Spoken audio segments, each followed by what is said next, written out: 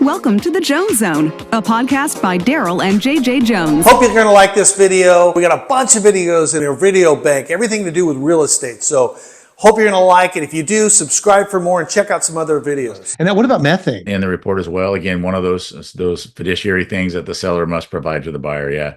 Anything that the seller must provide the buyer on the state level is in almost every NHD report. Absolutely. Yeah, those are real helpful. So can you speak to methane a little bit? Because methane, where I do a lot of business, well, there's a lot of methane. So or is this something it's above your pay grade here? Well, as far I can tell you, if you're in an area, besides that, I'm not big on the actual risks, et cetera. I can tell you if you're in or out or near these areas. Yeah. And your report will do that too. Yes. Yeah. And then Megan laws, again, that tells you, it's funny. My wife looked at that a few years back about the pedophiles, like as pedophiles or sexual predators and or convicted, I guess you could say. I was quite amazed. They're everywhere. Well, and that's part of the reasons why I just pounded into realtors' heads that obviously as a real estate agent, as a realtor of the state of California, if you know something, you must disclose something. So the law says, or your fiduciary duty says, you must provide the link. So provide the link and nothing else. Don't. If you open the link, you're going to be surprised. There's not a property in the state of California that you just wouldn't go, oh my gosh, I couldn't believe that all these convicted predators are near my house. But again, it's innocuous. There's some that are very dangerous and some that, so it can be deceiving. So that's why we always tell everybody, provide the link, but don't open it. But that's required by law. Same with the gas lines. It's when you say you tell everybody, you're talking about your real estate agent clients, not the actual buyers. Yeah. Exactly. Yeah. Well, as you want to make sure that they understand, what is this link for? This link is for this, and this is the reason why we do this. And then leave it up to the buyer. If they want to do their due diligence and actually go in there and make a determination if they want to live at a place based on that information, then obviously you don't want to discourage them to look at it. But as an agent, you don't want to look at it because then you have to tell the buyer about everything you've just read, and you don't want to do that. And it's the same with the methane, et cetera. They not methane, but the gas lines. That came about again because it seems like everything's coming from Northern California, except for the Northridge earthquakes. But yes, again, you'd be surprised on the gas line locations where you're at and the potential if an accident happens. Well, I know our office requires it, and it's a great requirement because you let the buyers know. How should agents use these reports? What would be your recommendation? Well, I always recommend it right at listing. Once you got your listing, you're happy and you're bubbly and you're walking out of the house because you just nailed your presentation. First thing you're going to do is you're going to get a hold of your NHD person and you're going to get a hold of your title person. Those two things. And you're going to order your NHD report and you're going to order your title preliminary report, because both products you never pay for up front, and you only pay for them if and only if you close escrow. And that's pretty much industry wide. And what it's going to do, especially now with the new fire laws that are in the state of California, and take that with the title prelim with any sort of findings you're going to have there, right? It's going to help you qualify potential buyers, especially now. For the first time in my life, I went to buy a house as an example here. And the first question that the selling agent asked me was, have you received any fire insurance quotes for this house? And I thought it was an odd question because I bought several houses in California in my lifetime, and I'd never been asked that first. It's always, it's have you been pre-qualified on the loan part of it? She didn't even ask that part. She asked, have I gotten the fire insurance part, because she was very hip to this area, which was the entire area was in a fire zone. I mean, a wildland, very high fire severity. You got a very good price on it. Everything was actually on fire when you bought this place. I'm kidding. Pretty much. Exactly. I mean, well, that's really what it was about. And she knew that every insurance company had phased out, and the only option there now was the California Fair Plan, which is not very fair, but it's the only insurance options that folks like in that area could get. And the reason why she asked that question is because it was a qualifying question for debt to income ratio. Right. No, it used to be done 24, 48 hours prior to closing the escrow. Hey, by the way, who's your insurance? Oh, okay. Farmers. Great. No problem. Now it's at the very beginning. And the reason being it was because the insurance cost for that house that we bought was $15,000 a year. All of a sudden now it's like my debt to income is good, but wait a minute, I have an extra $1,100 a month bill to pay just for insurance. And so that's how agents should use this. And there's other things that are in there. Any other kind of the hardest part of selling a house, as you know, is overcoming objections and qualifying buyers. You know, if a buyer's DTI is super close and you know you're in a high fire zone because you've gotten that report early on and you know what's going on, you're going to have to tell them, hey, you know what, you're probably not going to qualify based on this. You know, and that goes with flood insurance. That goes with lots of different things that you can qualify buyers with. Also on the title prelim, there's a lot of stuff on there that could help qualify buyers and tell you what's going to be an objection to selling that house. There might be a ton of liens. You might want to run away from the listing before you actually go forward any further than you normally would have. It's like, this is going to be impossible to sell this house because X, Y, and Z.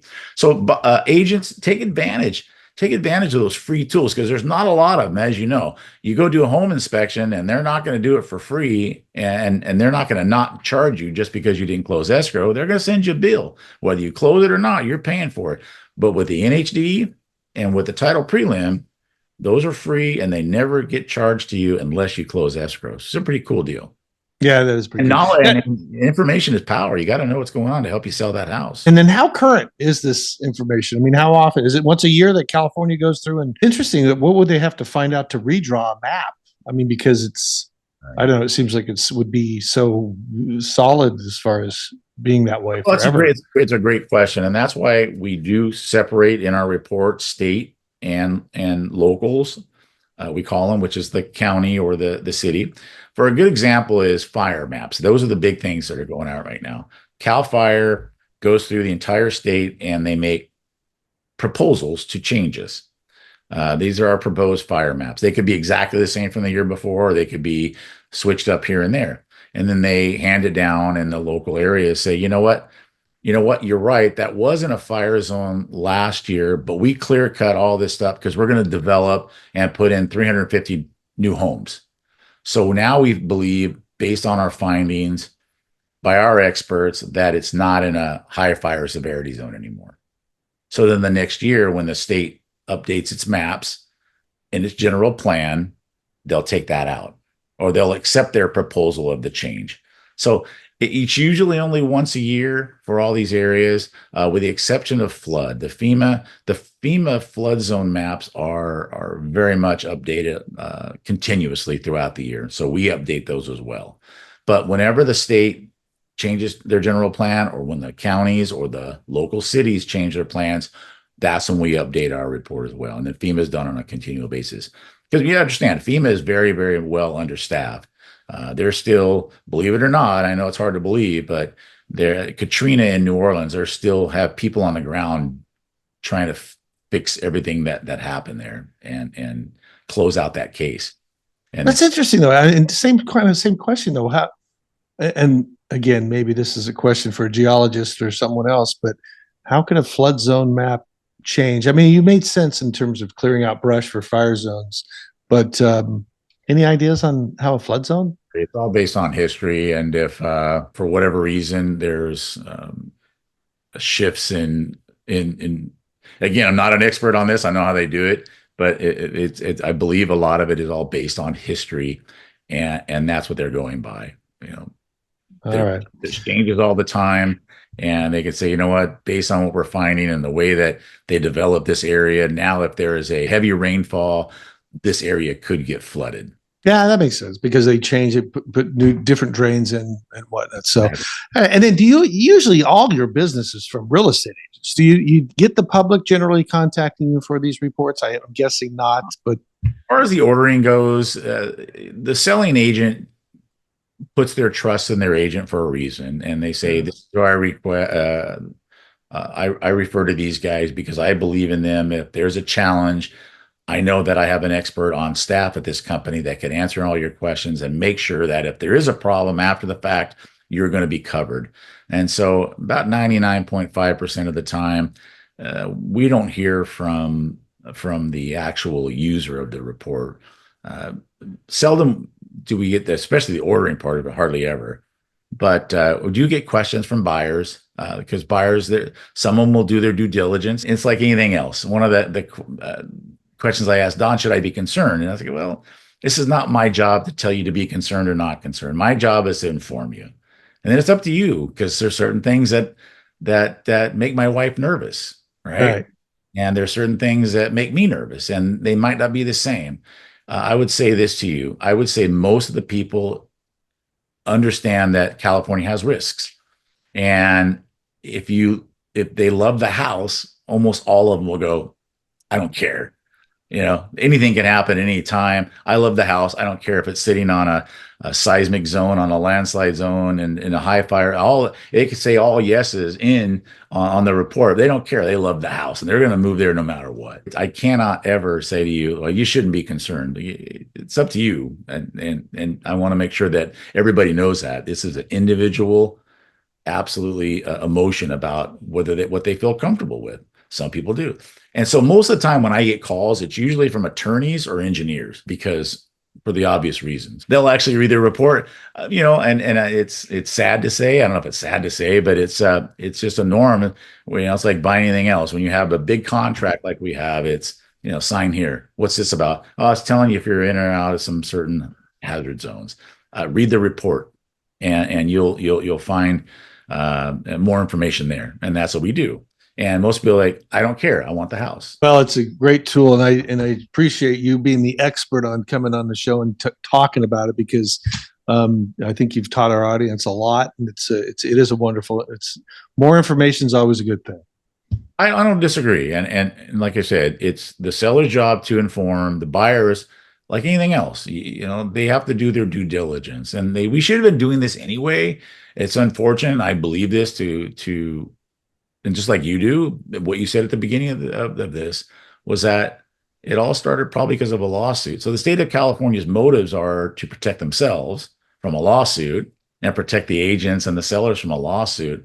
But in reality, as just good consumers, we should be doing our due diligence. So that way, when we buy it, you know what? It's buyer beware. I bought it. I knew the risk going into it. And, hey, I took the risk. I wanted the house. Instead of, hey, I'm going to force you to make sure that you know the risks there. So it's state of California pushes it, whereas we should all just be doing that anyway. Don Sharp. Now, what's the name of I know it's funny. Natural Hazards Report. So what's your company's name again? It's the Disclosure Source. Disclosure Source. Yeah. Yep, and it's a fidelity product. So for us, we're a Fortune 500 company. We're backed by the biggest one out there, and I love working there. Love the people, and it's a great company. Well, I appreciate you being on the show. You've been very, very enlightening and helpful in bringing information to our audience. So appreciate you. You go have a great week. I'll try to do the same, and I'm sure I'll see you again. Fair enough? Appreciate that. Have a great weekend, guys. All right. Take care. Thank you for watching. If you liked the video, please subscribe for more.